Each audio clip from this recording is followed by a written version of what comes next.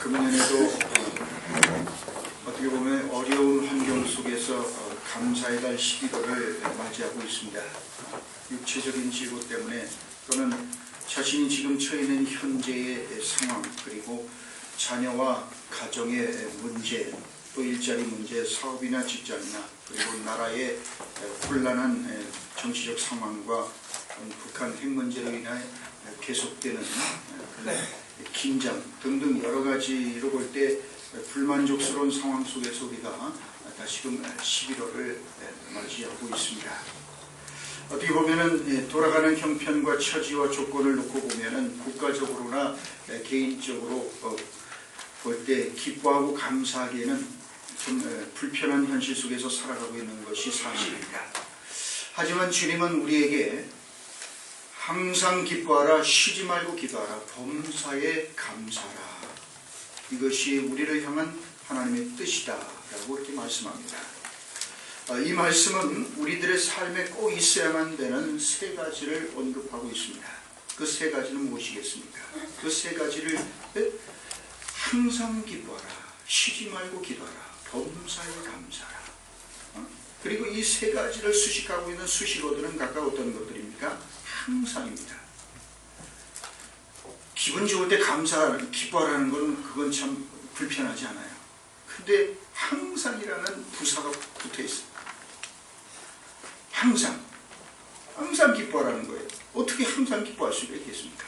기뻐할 수 없는 일들도 많은데. 자, 그럼 어쨌든 항상 기뻐하라. 쉬지 말고 기도하라는 거예요. 어쩌다가 아니라 기도하고 싶을 때만이 아니라 기도하고 싶지 않을 때도 쉬지 말고 기도하라. 범사에 감사. 범사 속에는 다 집어넣을 수 없는 우리의 삶의 우여곡절이 얼마나 많습니까? 기뻐할 수 없고 감사할 수 없는 것들이 얼마나 많아요. 근데 어쨌든 간에 통틀어서 범사에 감사라 라고 주님께서는 말씀합니다. 자, 여러분 그래요.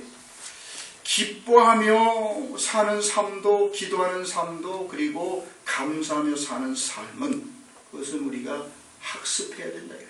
항상 쉬지 말고 범사에. 네? 그래요. 감사할 줄 우리가 정말 모른다면 깨달아야 되고 배워야 한다는 거예요. 훈련해야 된다는 거예요. 그래서 우리가 항상 기뻐하고 쉬지 말고 기도하고 그리고 범사에 감사하는 이 생활이 이게 우리 크리스찬의 라이프 스타일이 되어야 되고, 그리고 이게 습관이 되고, 더 나아가서 그것이 우리의 인격이 되고 체질이 되어야 된다라는 그런 말씀이지요. 어쨌든 이 말씀은 즉각적으로 웃을 일도 별로 없는데 무슨 수로 항상 기뻐하며 사느냐, 맨정신으로 이 사나운 세상에서 어떻게 범사에 감사하며 사느냐, 배부른 소리를 한다는 반론을 제기하게 만드는 그런 말씀처럼 들릴 수 있습니다. 정신이 온전한 사람이라면 우리들의 일상의 삶이 항상 기뻐하며 감사하며 살기에는 거리가 먼 것이라는 것을 잘 알고 있습니다. 우리가 예수님을 믿고 살면은 자동적으로 날마다 시도 때도 없이 희낙낙하면서 살아갈 수 있다면 얼마나 좋겠습니까? 그러나 현실은 아주 동떨어져 있지 않습니까? 불평과 불만을 늘어놓게 만드는 일들로 가득 차 있습니다. 물론 우리가 불평한다고 해서 바닥이 난 은행 잔고가 채워지는 일도 없고, 고장난 자동차가 고쳐지거나 물이 줄줄 새는 이 변기가 수리되지는 않습니다. 그럼에도 불구하고 우리는 날마다 불퉁거리며 사는 것에도 익숙합니다. 이러한 현실 속에서 살아가고 있는 우리들에게 주님은 다짜고짜 결코 기뻐할 수도 없고, 너무 힘들어서 기도조차도 할 수 없고, 도저히 감사할 수 없는 삶의 현실과 조건을 포함하는 모든 상황에서 항상 기뻐하고 쉬지 말고 기도하며 범사에 감사라 라고 이렇게 명령합니다. 우리들의 형편과 처지를 너무나도 잘 아시는 주님께서 왜 이런 말씀을 우리에게 하시는 걸까요? 왜 이렇게 부담스러운 말씀, 우리를 불편하게 하는 말씀 하시는 걸까요? 사실 이 말씀을 곰곰이 뒤집어 생각하면 어떤 상황과 형편과 조건 속에서도 기뻐하고 감사할 수 있다는 것이 아니겠습니까? 그렇게 할 수 있으니까 하라고 그러시는 것이, 우리보다 더 잘 아시는 하나님이 얼마든지 그렇게 할 수 있으니까 말씀하는 거지, 할 수 없는 불가능한 것을 우리에게 하라고 명령하시지는 않을 거 아니겠습니까? 얼마든지 그렇게 할 수 있다고 말씀하는 겁니다. 진정한 감사와 기쁨은 조건이 아니기 때문입니다. 그것은 절대적인 것이기 때문입니다. 우리에게 잘 알려진 뇌성마비 시인인 숙명이 자매가 있습니다. 그녀가 쓴 시 가운데 범사에 감사라 라는 제목의 시가 있습니다. 감사절에만 감사하는 자여 범사에 감사라. 고난주간에만 주의 고난 기억하는 자여 주 죽으심 언제나 기억하라. 위급할 때만 기도하는 자여 쉬지 말고 기도하라. 기쁠 때만 기뻐하는 자여 항상 기뻐하라. 대단한 고백이 아닐 수 없습니다. 그녀는 우리가 잘 알듯이 태어날 때부터 중증 뇌성마비 환자였습니다. 태어날 때부터 울지도 못하고 몸을 가누지도 못했습니다. 그녀의 아버지는 약한 몸과 술과 담배와 과로로 병들었고, 어머니도 몸이 너무나도 허약해서 아기에게 젖도 먹이지 못하고 우유도 사 먹이지 못하는 그런 형편이었습니다. 쌀가루 끓인 물만 아기에게 억지로 떠먹이곤 해서 겨우겨우 목숨을 부지해서 그렇게 키웠어요. 그러니 얼마나 힘들었겠습니까? 이처럼 혼자서는 아무것도 할 수 없는 육체적인 고통과 지독한 가난 속에서 태어나고 자란 그녀만큼 낙심하고 원망하고 불평할 거리가 많은 사람이 어디 있겠습니까? 그래. 하지만 살아계신 하나님을 만난 이후 그녀는 모든 조건을 받아들이고 오히려 하나님께 감사하며 기뻐하며, 그리고 우리 멀쩡한 사람들에게 감사절에만 기쁠 때만 기뻐하는 자여 항상 기뻐하라. 감사절에만 감사하는 자여 범사에 감사하라 라고 그렇게 내게 말합니다. 도전합니다. 또한 송명희 자매는 나는 황제보다 하인이 부럽습니다 라는 책에서 그런 고백을 합니다. 20대가 될 무렵 대학생이나 직장인이 되어서 자신의 꿈을 펼쳐가는 동갑내기 다른 이들과 달리 나는 늘 방 안에서 기도 생활만 하는 초라하고 비참하기까지 한 내 자신을 한탄하며 절규했다. 나는 아무것도 없어요. 자유롭지 못한 몸, 배운 것도 가진 것도 없고 난 정말 그냥 밥만 축내는 사람인가요? 땅만 버리는 무화과 나무처럼 무익한 종인가요? 그렇게 그는 사실 많은 고민과 갈등을 했다는 거예요. 그러나 하나님께서 그녀의 기도를 들으시고 하나님께서 그에게 성령으로 터치해 주시고, 그래서 결국은 그녀는 그 기가 막힌 삶의 처지에서 아름다운 시편을 그가 그렇게 쓰게 되죠. 그때 자신이 그런 기가 막힌 처지에 썼던 그 시가 아주 노래로 돼서 아주 유명해진 바로 그 시편입니다. 나 가진 재물 없으나, 나 남이 가진 지식 없으나, 나 남에게 있는 건강이 있지 않으나, 나 남이 없는 것이 있으니, 나 남이 못 본 것을 보았고, 나 남이 듣지 못한 음성 들었고, 나 남이 모르는 것 깨달았네. 공평하신 하나님이 나 남이 가진 것 나 없지만 공평하신 하나님이 나 남이 없는 것 갖게 하셨네. 이게 그녀가 그 기가 막힌 인생의 수렁에서 그렇게 고백한 그 시입니다. 여러분, 그래요. 적어도 이 송명희 자매가 공평하신 하나님이라고 고백한다면 우리 가운데 그 누구도 감사할 수 없는 사람은 없을 겁니다. 결국 극동방송을 통해서 알려지게 된 어느 날 극동방송 부사장이 송명희 시인의 집을 방문합니다. 그리고는 그 부모들에게 송명희 이 시인을 우리 극동방송에서 후원해서 미국으로 데려가서 혹시 치료를 받아서 지금의 상태보다 좀 낫게 그렇게 할 방법이 있나 찾아보겠느라고, 치료를 받겠느냐. 그러니까 이 부모가 글쎄요, 그건 본인이 결정할 문제지요. 그렇게 그 어머니가 대답을 하더라는 거예요. 그래서 이 송명희 자매한테 그렇게 우리가 극동방송에서 후원을 할 테니까 미국 치료받도록 하겠냐. 그랬을 때 그 극동방송 부사장에게 송명희 자매가 대답한 게 그거였다는, 난 이대로가 좋아요. 주님이 만들어 놓으신 이대로 그냥 살겠습니다. 그렇게 대답합니다. 여러분, 그래요. 비록 그게 너무 불편하지만 그럼에도 불구하고 이대로 감사하며 그렇게 살겠노라. 그걸 보면서 아주 극동방송 부사장이 감동을 받아서 좀 그렇게 했다고 그럽니다. 여러분, 자, 그래서 우리는 송명의 자매를 통하여서 감사에 대한 매우 귀중한 교훈을 우리가 배우게 됩니다. 감사는 받은 것에 대한 반응의 결과가 아닙니다. 우리가 얼마나 많이 받았는지, 얼마나 우리가 좋은 조건과 배경과 환경에 태어났는지에 대한 반응이 아니에요. 그걸 따지면은 송명의 자매는 감사할 게 뭐가 있어요? 모든 조건과 배경과 형편과 처지가 분에 넘쳐서 감사의 조건이 넘쳐서 감사하는 것 아닙니다. 감사하기 때문에 행복해진 거예요. 행복하기 때문에 행복해져야만 감사하겠다고 한다면 우리는 죽었다 깨나도 감사하지 못합니다. 감사하면 행복해지는 거예요. 행복하기 때문에 감사할 수 있는 게 아닙니다. 자, 그래요.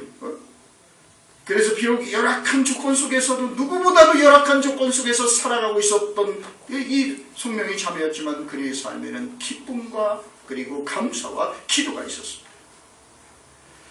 그래서 우리들의 삶에 꼭 있어야 돼요. 그리고 우리가 아무리 열악한 처지에 있을지라도 이처럼 세 가지를 가지고 우리가 얼마든지 크리스천이라면 살아갈 수 있다는 사실을 우리는 도전받게 되는 것이요. 자, 오늘 그래서 우리 인생의 삶에 꼭 있어야 될 세 가지를 본문을 말씀합니다. 첫째는 16절 말씀입니다. 항상 기뻐하라. 여러분 어떻습니까? 여러분의 마음속에 기쁨이 있으십니까? 기쁨이 사라진 지 오래고 혹시 마음에 그저 불평과 짜증이 가득 차 있는 것은 아닙니까? 주님 우리들에게 항상 기뻐하라고 하시는데 과연 요즘 우리들의 삶은 어떻습니까?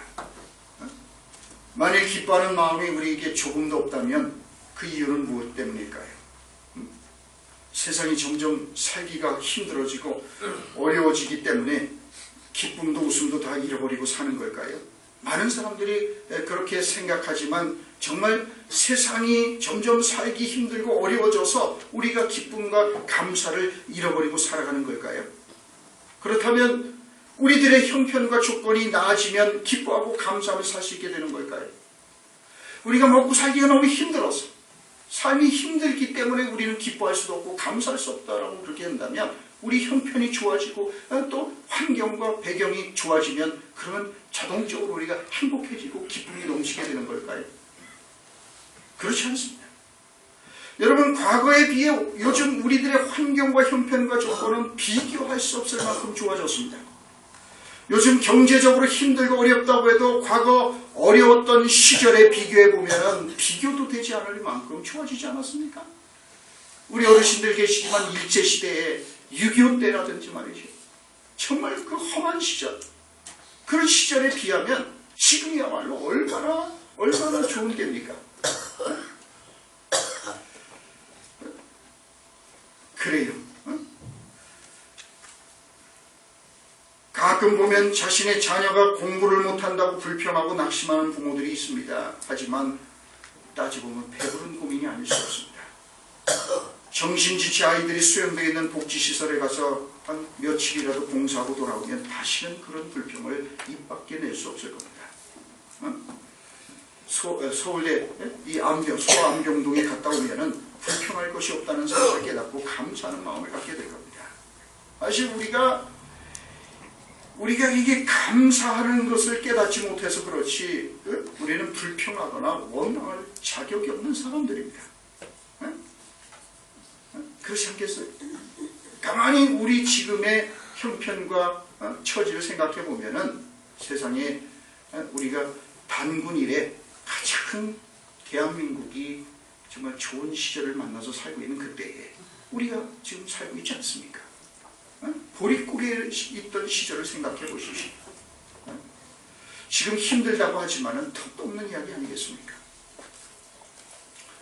커다란 성에 무엇 하나 부러울 것이 없는 그런 아주 풍요로운 삶을 사는 임금 이야기를 여러분 기억하실지 모르겠어요. 그 임금이 있었어요. 아름다운 왕위에 그리고 건강하게 잘 자라는 왕자와 공주들이 있었습니다. 창고에는 보물이 넘쳤고 영토는 날마다 넓어지고 백성들도 불평이나 원망 없이 사는 평화의 나라였습니다. 그런데 정작 임금의 마음에는 늘 만족이 없고 평화가 없었습니다. 그렇다면 도대체 무엇을 더 얻어야만 행복해질 수 있을까 고민하던 끝에 이 임금은 지혜로운 사람을 불러서 나는 세상에 부러울 것 없이 모든 조건을 다 갖추고 있습니다. 그래도 행복해지지 않으니까 무엇을 더 얻어야 행복할 수 있겠습니까? 라고 물어봤습니다. 그러자 현자는 그 왕에게 대답합니다. 임금님, 세상을 두루 다녀보십시오. 그리고 임금님이 만나는 사람들 가운데 스스로 나는 행복하다라고 말하는 사람이 있거든 바로 그 사람의 입은 속옷을 얻어 입으시면 행복해질 수 있을 겁니다. 임금은 그 말을 듣고 평민의 옷을 입고 그리고 그렇게 이제 돌아다니면서 행복한 사람 찾기 시작했어요. 임금 못지않게 좋은 집에 살고 있는 부자를 찾아가서 당신은 행복하십니까? 라고 물었습니다. 그랬더니 아니요, 나는 행복하지 못합니다. 대답했습니다.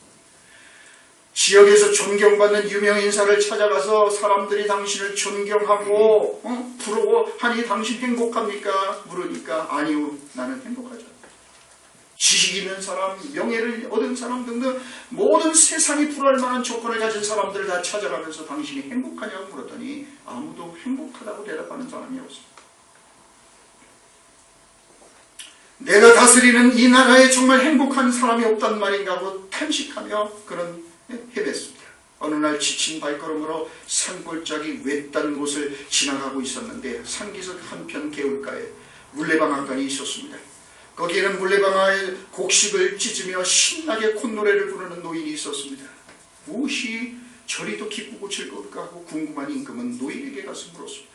내가 보니 당신은 가난한 데다가 이렇게 늙도록 힘든 일만 이 산골짜기에서 하고 있는데 뭐가 그렇게 기쁘고 즐거워서 노래를 부르고 있습니까? 그러자 노인은 나는 아주 행복합니다. 이 나이 되도록 건강하고요. 일거리가 있고 무슨 일을 해도 마음이 즐거우니 마냥 기쁘고 행복합니다. 라고 대답했어요. 임금은 옳다구나. 당신이 정말 기쁘고 행복하다면 내가 많은 돈을 줄 터이니 당신이 입은 속옷을 벗어 나에게 주십시오. 라고 요청을 했습니다. 그랬더니 방앗간 노인은 껄껄 웃으면서 난 지금까지 속옷을 입어본 적이 없습니다. 임금은 무엇인가를 가져야만 기쁘고 행복할 줄로 생각했으나 노인의 행복은 속옷도 없는 기쁨이고 행복이었습니다. 그의 노인의 기쁨과 행복은 그의 환경이나 형편이나 조건에 있는 것이 아니라 그의 내면에 있는 복이었습니다. 그가 존재 자체로 행복한 사람이었기 때문입니다. 그래서 산골짜기에서 물레방아로 곡식을 찢고 있으면서도 기쁘고 감사해서 노래를 부르고 있었습니다. 그렇습니다. 이 속옷도 없는 사람에게서 배우는 교훈이 여기에 있습니다. 기쁨과 행복은 소유나 권력이나 사회적 지위에서 오는 것이 아닙니다. 그것은 바로 존재에서 나오는 것이라는 사실입니다. 우리가 가지고 있는 아주 잘못된 생각이 있는데 그것은 더 많이 가져야 더 높아져야 우리가 기쁘고 행복해질 수 있다는 생각입니다. 건강해야 행복하고 병들면 불행하다고 생각합니다. 걷지 못하고 자리부전하고 누워있으면 불행하고 두 다리로 씩씩하게 걸어다녀야 행복하다고 생각합니다. 건강하기 때문에 오히려 그 건강으로 채짓고 다니는 까닭에 불행한 사람도 있고 오히려 송명희 자매처럼 병들었기 때문에 겸손해져서 은혜를 받아 새 사람이 되어 행복해지는 사람도 있습니다. 예수님은 소유를 가졌거나 가지지 않았건 상관없이 행복할 수 있는 길을 가르쳐 주시기 위하여 이 땅에 오셨습니다. 여러분, 건강하면 행복한 겁니까? 건강하면서 불행한 사람들이 얼마나 많습니까? 높은 자리에 오르면 행복한 겁니까? 요즘 보십시오. 한때 높은 자리에 올라 폼 잡았던 많은 이들이 줄줄이 감옥 갈 대기를 하고 있지 않습니까? 적폐청산이라는 이름으로 하나둘 청산되고 있는 대상들, 한때 청와대에서 주름 잡던 사람들 아닙니까? 높아졌기 때문에 오히려 추락하고 있습니다. 많이 소유했으면 행복합니까? 가진 것이 아무것도 없어도 행복한 사람이 있습니다. 여러분, 그래요. 그래서 송명희 자매는 그 속에서도 기뻐하고 감사하며 공평하신 하나님을 노래하며 행복하게 삽니다. 우리가 날마다 누리는 걷고 뛰고 보고 듣고 하는 이 모든 것들이 결코 당연한 것이 아니라 그 누군가에게는 그렇게도 간절히 바라던 기적과도 같은 것임을 깨닫게 될 때 우리는 모두 기적을 살고 있다는 사실을 알게 됩니다. 그렇습니다. 어제 호스피스 병동에서 삶을 마감한 사람이 그토록 보기를 원했던 내일이 지금 우리가 누리고 있는 바로 오늘이 아니겠습니까? 그에게는 기적이었지만 어제 숨을 거둔 그에게는 내일을 보는 것이 기적이겠지만 우리에게는 너무나도 지극히 당연한 일상이 아니겠습니까? 하지만 우리는 일상이 주는 기쁨과 행복에 대해서 보통 감사할 줄을 모릅니다. 우리가 두 다리로 걸어 다닐 수 있는 것이 얼마나 기쁘고 감사한 일인지, 살아 숨쉬는 것이 눈물 겹도록 고마운 일인지를 우리는 너무나도 당연시 여기는 까닭에 좀처럼 기뻐하거나 감사할 줄 몰라요. 자, 그래서 오늘 본문 말씀은 항상 기뻐하고 쉬지 말고 기도하라. 범사에 감사라고 말씀합니다. 여러분, 삶의 기쁨은, 감사는 우리와 함께 있는 게 아니라 우리 안에 있습니다. 우리 안에. 자, 과거 정말 춥고 배고팠던 시절에 비하면 우리는 정말 놀라운 시절을 보내고 있는 거 아니겠습니까?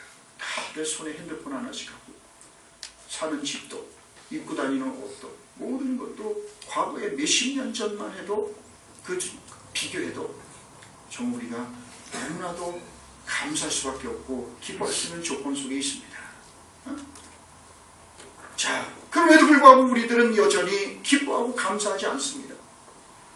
지금 이대로 너무 충분한 은혜 가운데 있지만은 뭔가 부족하다고 생각하고 뭔가 더 많이 가져야, 더 높아져야, 내가 원하는 뭔가를 더 얻어야만 그때 기뻐할 수 있다고. 그래서 여전히 우리는 불퉁거리며 불만족 속에서 우리는 살아갑니다. 그러나 우리가 분명히 알아야 될 것은 우리가 원하는 것, 우리가 바라는 것, 그걸 우리가 손에 놓는다 할지라도 우리는 여전히 또 다른 것을 바라며 또 다른 것을 갈망하며 우리는 결코 만족하거나 행복해하거나 기뻐하지 않는다는 거예요. 사람들은 세상이 바뀌어야만 항상 기뻐하며 감사하며 행복하게 살 수 있을 것이라고 생각하지만 그렇지 않습니다. 세상이 바뀌어야만 하는 것이 아니라 사실은 우리가 바뀌어야만 합니다. 세상에 문제가 있는 것이 아니라 우리 자신에게 문제가 있는 겁니다. 그래서 주님은 우리가 처해 있는 상황과 환경과 형편과 조건과 상관없이 그게 어떠하든지 항상 기뻐하라, 쉬지 말고 기도하라, 범사에 감사하라. 이러면 좋은 환경이 있을 때 감사하라, 아주 기쁜 일이 있을 때 기뻐하라 이래 말씀하지 않고 그냥 항상 기뻐하라, 쉬지 말고 기도하라, 범사에 감사하라 이렇게 말씀하는 거예요. 여러분, 우리가 어렸을 때 소풍 가던 생각나십니까? 소풍 가실 때 뭘 싸가지고 가셨어요? 김밥, 삶은 계란 몇 개, 과자 한두 봉지가 고작 아니었습니까? 거기다가 칠성사이다 한 병 가지고 가면 온 아이들의 부러움의 대상이 돼서 한 모금만 달라고 그걸 아무나 싸갖고 올 수 없었어. 칠성사이다 말이죠. 그게 그렇게 먹고 싶었다지. 그와 같은 것들을 가방에 챙겨놓고 소풍 가기 전날 잠도 제대로 자지 못했던 추억이 혹시 있으신지요? 그때는 그냥 소풍 가는 게 그렇게 즐거워요. 소풍. 공부하는 말이지. 그렇게 기뻐서 그냥 잠도 못 자고 그냥 그거 싸놓고 머리맡에 그 가방, 소풍 갈 가방 내놓고 그리고 잤던 추억이 있어요. 여러분, 과거에는 명절 때만 때때옷 얻어 입고 용돈도 받고 배불리 먹을 수 있었는데 요즘은 매일매일이 명절같이 잘 먹고 잘 입고 잘 사는데도 감사도 없고 기쁨도 없어요. 옛날에는 그때만 새 옷을 얻어 입잖아요. 명절 때만. 그러니까 명절을 기다리고 그러면 기뻐서 어쩔 줄 몰라요. 요즘은 매일매일이 명절같이 삽니다. 매일매일이 명절처럼 잘 먹고 잘 살고 좋은 옷 입고 사는데 근데 우리는 옛날처럼 기뻐하거나 감사할 줄 몰라요. 오히려 불평과 불만이 늘어가고 있어요. 여러분, 그런 까닭에 우리가 한 번밖에 없는 이 짧은 인생을 살면서 명심해야 될 것은 우리의 존재 자체로 행복해지는 일입니다. 우리 자신 외에 다른 무엇인가를 덧붙일 필요 없이 복된 존재가 되는 겁니다. 우리들의 인생에 있어서 정말 중요한 것은 세월이 지나가면 갈수록 점점 더 우리가 존재 그 자체로 복된 사람이 되어가는 거예요. 이건 아무리 강조해도 지나침이 없습니다. 왜 그런지 아십니까? 우리가 점점 나이를 들어간다는 것은 가혹한 경험이 아닐 수 없습니다. 세월이 지나갈수록 우리들이 가지고 있는 것들은 하나둘 우리들의 손에서 다 빠져나가게 됩니다. 건강도 잃어버리게 되고 물질도 빠져나가게 되고 나이가 들면 직장에서도 떠나야 합니다. 결국 나중에는 아무것도 남는 것이 없게 됩니다. 모든 문들이 닫히게 됩니다. 결국 죽음이라는 마지막 문 앞에 서게 됩니다. 우리는 이때 비로소 우리 자신을 적나라하게 대면할 수밖에 없습니다. 우리는 그래서 마지막 순간이 올 때 벌거벗은 적신 하나로, 이 땅에 우리가 벌거벗은 적신으로 왔기에 세상을 떠날 때도 벌거벗은 적신으로 그렇게 우리는 떠나게 돼요.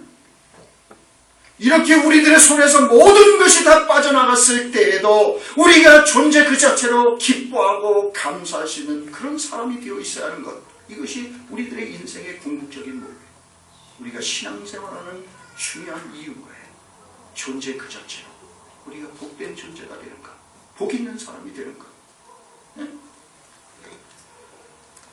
사람들은 대개 자신들이 간절히 바라고 원하던 것이 이루어질 때 기쁘다고 말합니다. 그렇다면 기쁨은 늘 외부의 영향을 받게 마련입니다. 하는 일의 결과에 따라서 혹은 만나는 사람들의 태도에 따라서 기쁠 수도 있고 기분이 나쁠 수도 있습니다. 이렇게 기쁨은 조건적입니다. 그러면 우리는 늘 파도처럼 흔들리며 살아갈 수밖에 없어요.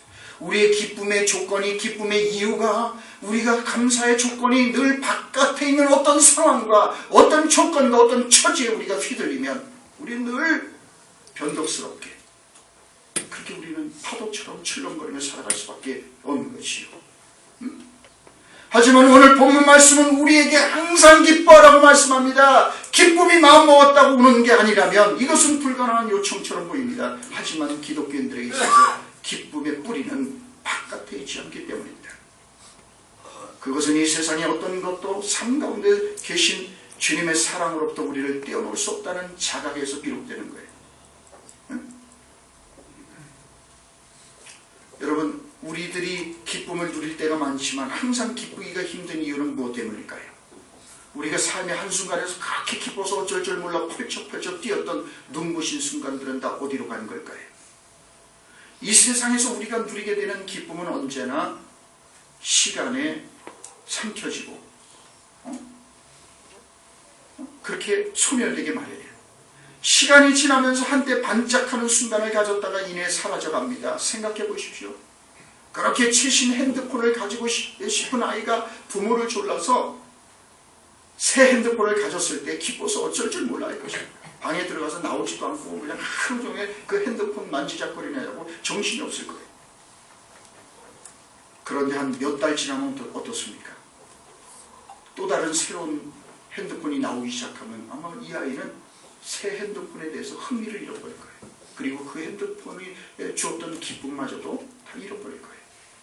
어른도 마찬가지 아니겠어요? 남의 집살이를 전전하느라 집 없는 소름을 뼈저리게 느끼다가 처음 내 집을 사서 입주했을 때 얼마나 기쁘셨습니까? 첫 자동차를 그렇게 운전하게 되었을 때 그 첫 자동차를 쓸고 닦으면서 그냥 혹시라도 조금이라도 손상이 갈까봐 얼마나 애지중지하며 그렇게 했겠어요.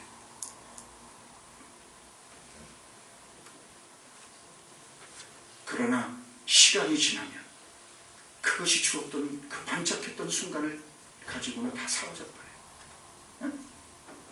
세상이 주는 모든 기쁨은 시간이 지나면서 사라집니다. 특별히 소유로부터 오는 기쁨은 시간에 온전하게 종속되어 있습니다. 그래서 우리는 끊임없이 더 새로운 것, 더 비교해서 좋게 여겨지는 것을 찾아다닙니다. 그러니 우리의 모든 즐거움은 시간이 삼켜버리는 겁니다. 그렇죠? 이거가 없을 때는 이것만 가지면 기쁘고 행복할 줄 알아서 가졌는데 갖고 몇 달 지나니까 그것도 시샤예요. 아무도. 그럼 우리는 또 다른 어떤 것을 우리가 갈망하면서 또 그러나 그것도 잡아보면 없을 때는 그렇게 그걸 갖고 싶었는데 가져보면 별거가 아닙니다. 그러므로 시간과는 상관없는 것, 시간에 의해서 삼켜지지 않는 영원한 것을 우리의 기쁨의 근거로 삼아야 하는 겁니다. 이것이 그리스도인들이 받아 누리는 특권적인 축복인 것입니다. 우리에게는 구원받은 기쁨이 있습니다. 하나님의 자녀가 된 놀라운 기쁨이 있습니다. 제사함 받은 기쁨이 있어요. 그 누구도 우리의 죄를, 그 무엇도 우리의 죄를 사해 줄 수 없습니다. 제사함을 받는 것이 얼마나 중요하고 복된 일인지 모릅니다. 왜냐하면 이 죄는 이 세상의 어떤 것으로도, 어떤 돈도, 어떤 것도 결국 우리에게 제사함을 줄 수 없기 때문에 이 제사함은 오직 십자가에서 죽으셨다가 다시 사신 주님만이 주실 수 있는 은총이기 때문에 그렇습니다. 여러분, 우리가 이 제사함 받은 기쁨으로 충만하다면 다른 것은 아무런 문제가 되지 않습니다. 왜 그렇습니까? 제사함 받은 다음에는 죽는 것도 복된 일이기 때문에 그렇습니다. 이것이 우리가 궁극적으로 기뻐해야 될 이유입니다. 우리가 예수 그리스도의 자녀가 되고 그리고 제사함을 받은 은총이 있어요. 그래서 우리에게 영원한 소망이 있어요. 우리에게 슬픔이나 질병이나 많은 문제가 있을지라도 영혼의 관점에서 보면 사실 다 지나가는 문제에 지나지 않습니다. 결론만 분명하면 과정은 이래도 좋고 저래도 괜찮은 거예요. 그래서 우리가 잘 아는 대로 스데반은 순교할 때 어떤 얼굴이 돼서 죽었다고요? 천사의 얼굴이 됐어요. 그 기쁨이 가득 차서 돌에 맞아 죽어가고 있는데도 기쁨이 가득해서, 그리고는 어떻습니까? 자기를 돌로 쳐서 죽이는 그 사람들을 위하여 그들의 죄를 용서해달라고 중보기도하면서 그렇게 죽는 순간에도 기쁜 마음과 얼굴로 순교했어요. 무엇이 그것을 가능하게 하겠습니까? 도대체 무엇이 그 죽는 순간에도 천사의 얼굴이 되게 하고 그렇게 기쁨 가운데서 숨을 거두게 했느냐 말이죠. 저 하늘 우편 보좌에 서셔서 스데반을 응원하고 계시는 부활의 주님을 그가 구하게 됩니다. 그 영광의 주님을 하게 됩니다. 그래서 그는 그 주님을 바라본 까닭에 기쁨 속에서 그렇게 숨을 거둘 수 있어요. 자, 그래서 우리는 이처럼 우리가 받은 제사함의 은혜, 예수 그리스도의 은혜 때문에 우리는 어떤 상황 속에서도 기뻐할 수 있는 거예요. 자, 그리고 우리는 또한 쉬지 말고 기도. 모든 상황에서도 우리가 모든 상황에서 기뻐하고 감사할 수 있기 위해서는 쉬지 말고 기도하라는 말씀입니다. 힘들어하고 불행해야 하는 것은 기도하지 않아도 얼마든지 언제나 어디서든지 찾을 수 있어요. 우리가 불평할 만한 거 이거 찾기 시작하면 그러나 기뻐하고 감사할 수 있는 일은 기도하지 않으면 하나도 찾을 수 없습니다. 그러나 기도하면 찾을 수 있습니다. 이것이 기도 생활이 주는 축복입니다. 그래서 쉬지 말고 기도하라, 그렇게 말씀합니다. 여러분, 우리 그리스도인들은 기도의 사람입니다. 우리가 늘 기도의 마음으로 살아야 되는 까닭이 뭡니까? 기도를 하지 않으면 우리는 자기 중심성을 극복할 수 없기 때문에 그래요. 그래서 근본적으로 기도는 자세, 곧 우리 자신을 어디에 놓느냐의 문제입니다. 초점이 제대로 맞으면 모든 상황은 선명해지는 거예요. 다시 말해서 기도는 우리의 마음의 근실을 바로잡게 해주는 거예요. 잊어버리기 쉬운 하나님의 관점을 우리에게 상기시켜 주는 거예요. 자, 그래서 우리가 멈춰서서 기도할 때 우리는 하나님이 아니라 피조물에 불과하다는 사실을 우리는 깨닫게 돼요.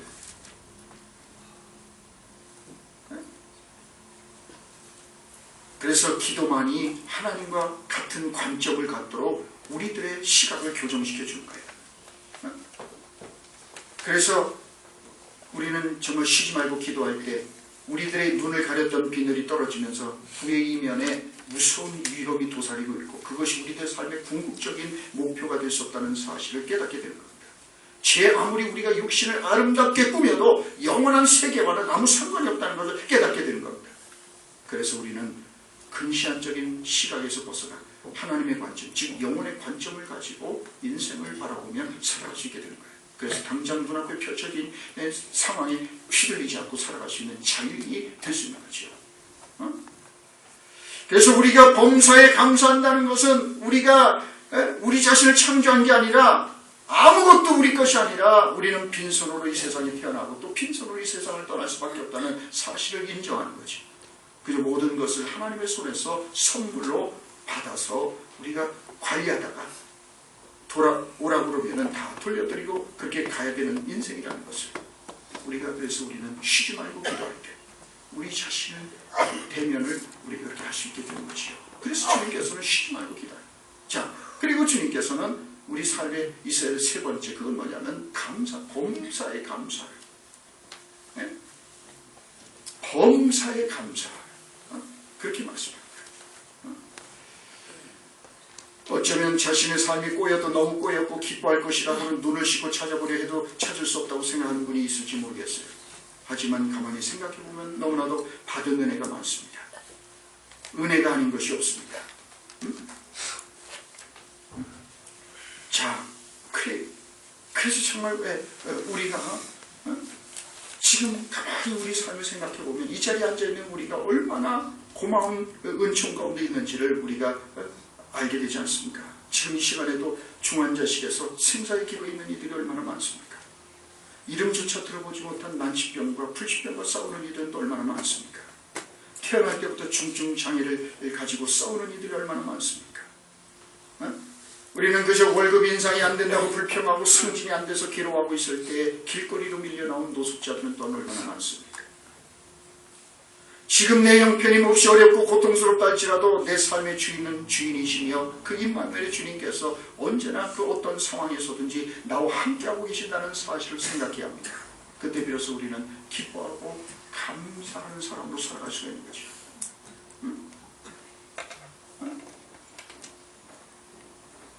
최장한 말기 판정을 받고 그렇게 죽어가면서 그가 죽음을 코앞에 두고 그렇게 썼던 편지를 여러분들이 아마 한 번쯤 들어서 알 겁니다. 강영우 장로님의 이야기죠. 그는 최장암으로 죽어가고 있으면서 무엇보다도 하나님의 은혜에 감사를 드렸습니다. 그는 그 편지에 그가 남긴 고마운 이들에게 보내는 마지막 편지에서 남긴 그 글에서 편지에서 이렇게 쓰고 있어요. 제가 눈을 고쳐달라고 했을 때 하나님께서 예스라고 하셨다면 저는 누나의 뒤를 이어 공장으로 들어가 소년 가장이 되었을 것입니다. 그러나 하나님이 노로 응답하셨고 맹인 재활센터에서부터 세계적인 인물이 되기까지 저를 훈련하셨습니다. 그때 제 눈을